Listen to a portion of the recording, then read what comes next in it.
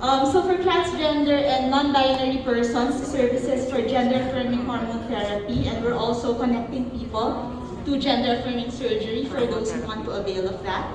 Also, of course, a part of our team is psychiatry for mental health services for LGBTQ persons, whether it's related to gender dysphoria or anything else, basically. And then regarding for the any other services, because I know that even for persons who are not transgender or even not non-binary, and they don't necessarily want treatment for gender dysphoria, one problem, for example, for trans men, for example, is that they need also the preventive services for females. Sorry, I'll just take off the mask since you've seen it already. So they also need preventive services for females, and unfortunately, it's very difficult for trans men, for example, to go to the OB/GYN offices and be with cisgender women who may look at them with some stigma and discrimination.